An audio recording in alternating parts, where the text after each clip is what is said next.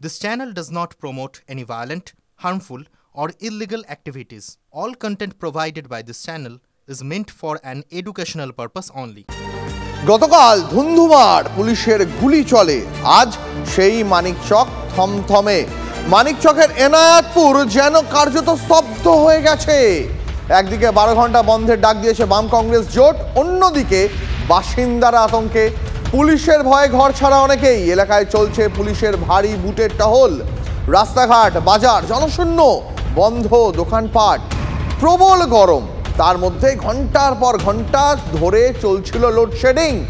এই সমস্যা মেটানোর দাবি দেওয়া নিয়েই অবরোধ বিক্ষোভ করছিলেন মানিকপুরের এনায়েতপুরের বাসিন্দারা।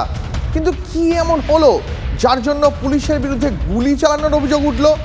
আক্রান্ত হতে হয়েছে পুলিশকেও।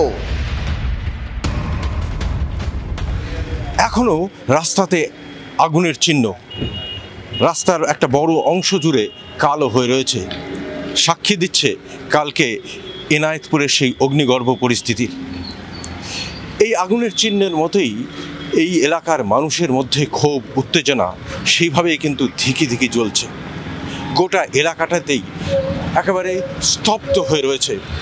অধিকাংশ পরিবারই এলাকা ছাড়া, পুরো গ্রামের দখল নিয়ে নিয়েছে পুলিশ। এলাকার সমস্ত দোকান বাজার সবই বন্ধ। রাস্তায় জনপ্রাণী বলতে নেই, যা দেখা যাচ্ছে তা হচ্ছে পুলিশ। একের পর এক পুলিশ বাহিনী এসে পৌঁছাচ্ছে, সশস্ত্র পুলিশ বাহিনী।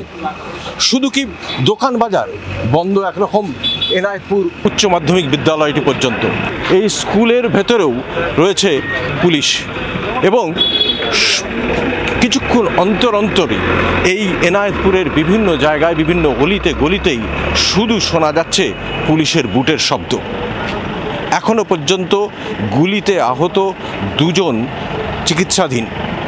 অন্যদিকে একই রকমভাবে যে সমস্ত পুলিশ কর্মী আধিকারিক আহত হয়েছেন তারাও চিকিৎসাধীন।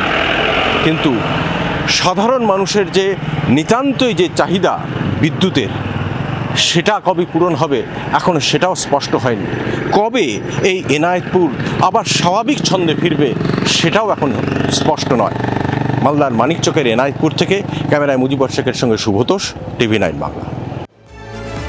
আচ্ছা, সত্যিই তো কি চাহিদা ছিল? চাহিদা ছিল নিরবিচ্ছিন্ন বিদ্যুৎ পরিষেবার। এমনিতেই গত কয়েক মাসে বিদ্যুতের খরচ অনেকটাই বেড়েছে। হ্যাঁ, রাজ্য বিদ্যুৎ বন্টন নিগমের বিলের কথাই বলছি। অভিযোগ, ঘুরপথে বিদ্যুতের বিল বাড়ানো হয়েছে।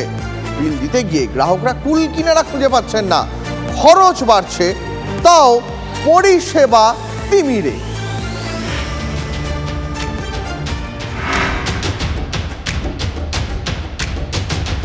3 মাস অন্তর মিটার রিডিং করে যে লম্বা স্লিপটা ধরিয়ে দেওয়া হয় তার পাঠোদ্ধার করা এমনিতেই দুরূহ ব্যাপার। কিন্তু স্লিপটা হঠাৎ পকেটে ভারী ভারী ঠেকলে ভয় ভয় তো করবেই।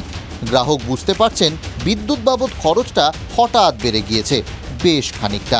এতদিন পর্যন্ত বিদ্যুতের যে দাম বৃদ্ধি পেত তার একটা অন্তত ইঙ্গিত পেতেন গ্রাহকরা, কিন্তু এবার বিদ্যুতের যে দাম বৃদ্ধি পেয়েছে তার কোনো রকম আভাস যেমন তারা পাননি, তেমনি বিদ্যুতের দাম বৃদ্ধি পাওয়ার পর সেটা ঠিক কী হারে বেড়েছে তা নিয়ে রীতিমতো ধোঁয়াশা তৈরি হয়েছে গ্রাহকদের মধ্যে। হ্যাঁ, ঘুরপথে কাটা হচ্ছে, সরাসরি কাটা হচ্ছে বলতে পারেন। এটা তো পরিষ্কার বোঝাচ্ছে যে আমরা তোমাদেরকে হিসেব দেবো না, আমরা যা বলবো তোমরা দিতে বাধ্য। এটাই এক কথাই পরিষ্কারভাবে এটাই বলা হয়েছে। এটাকে ঘুরপথেই আপনি বলবেন কি করে? খরচ তো বেড়েছে, কিন্তু বাড়লো কোথায় সেটাই তো বোঝা যাচ্ছে না। কারণ বিল থেকে একটা হিসেব হঠাৎ উধাও হয়ে গিয়েছে।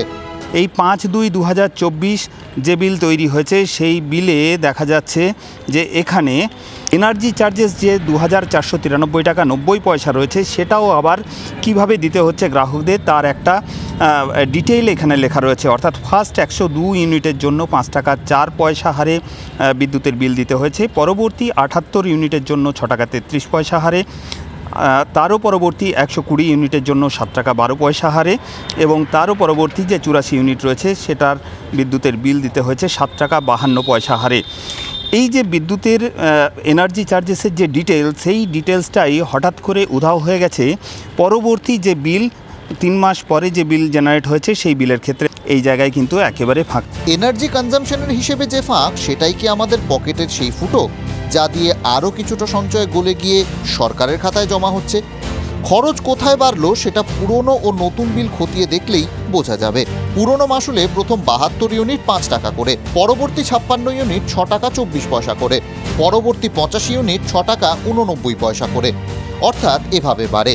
নতুন মাসুলে প্রথম 30 ইউনিট 5 টাকা করে, পরবর্তী 22 ইউনিট 6 টাকা 24 পয়সা করে, তারপর 35 ইউনিট 6 টাকা 89 পয়সা করে। তার মানে আগে 72 ইউনিট পেরোনোর পর মাসুল বাড়ত, এখন 30 ইউনিট পেরোনোর পরই মাসুল বেড়ে যাচ্ছে। অর্থাৎ স্ল্যাবের হেরফের করে মাসুল বাড়িয়ে দেওয়া হয়েছে, কিন্তু জনতা নিরুপায়। বিদ্যুৎ তো রাখতেই হবে। এই তো হচ্ছে কি যে বাড়িতে অসুস্থ মা আছে, বা ধরুন এখন এই প্রচণ্ড গরম, জল নেই, সব কিছু বিদ্যুৎ ছাড়া তো মানুষ এখন বাঁচতে পারবে না। যাই করুক তাই করুক, একবেলা খেয়ে হলেও বিদ্যুৎ রাখতে হবে। সেই বাধ্যবাধকতাটা বুঝেই তো হচ্ছে কি যে মানুষের পকেট কাটাটা আরও সুবিধা হয়েছে। যদি মাসিক করতো বিলটা, তাহলে আমাদের দিতে হতো, অনেক সুবিধা হতো। আমাদের মতন নিম্ন মধ্যবিত্ত যারা, তাদের পক্ষে অনেক সুবিধা হতো। এইটা কি করছে, সেটা মাসিক তো নাই, 3 মাসের বিলটা একত্রে জড়ো করে তারা দিচ্ছে। তাহলে একটা বড় অ্যামাউন্ট হচ্ছে, সে অ্যামাউন্টটা বুঝতে পারছি না কি, সে আগেরকার বিলে যেমন বসে থাকতো এত ইউনিট প্রতি এত। প্রশ্ন তুলছে বিদ্যুৎ গ্রাহকদের সংগঠন অ্যাবেকাও। এবছর গ্রামীণ ডোমেস্টিকে 300 ইউনিটের স্ল্যাবে 18 পয়সা পার ইউনিট দাম বাড়ানো হয়েছে। গ্রামীণ বিদ্যুৎ গ্রাহকদেরও দাম বেড়ে গেল, কমার্শিয়ালে 2 পয়সা করে পার ইউনিট। বাড়তি খরচ করেও কি নিরবিচ্ছিন্ন বিদ্যুৎ সংযোগ পাওয়া যায়? জেলায় জেলায় মাঝে মধ্যেই লোডশেডিংয়ের অভিযোগ যে। Bureau report, TV9 Bangla. এই রাজ্যে কি গোলাগুলি খোলামখুচি হয়ে গেছে? নদিয়ার কৃষ্ণনগরে সেখানে তোলা না দেওয়া এক মাছ ব্যবসায়ীকে লক্ষ্য করে গুলি চালানোর অভিযোগ। 1 রাউন্ড নয়, পরপর 2 রাউন্ড গুলি চলে, একটি গুলি পায়ে লাগে। আগ্নেয়াস্ত্র দিয়ে মেরে মাথা ফাটিয়ে দেওয়ার অভিযোগ উঠছে। কৃষ্ণনগরের পাত্রবাজার এলাকার ঘটনা। বাজারে বিশ্বনাথ ঘোষ নামে এক ব্যবসায়ীর কাছ থেকে তোলা চাওয়ার অভিযোগ। তোলা দিতে রাজি না হওয়ায় দুষ্কৃতীরা তার উপর চড়াও হয়। হাসপাতালে ভর্তি ওই আহত ব্যবসায়ী। তদন্তে নেমেছে কোতোয়ালি থানার পুলিশ।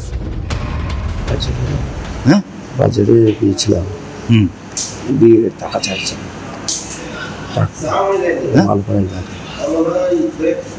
মানে কারা মারলো? ডাকু মালপাড়ায় গেল।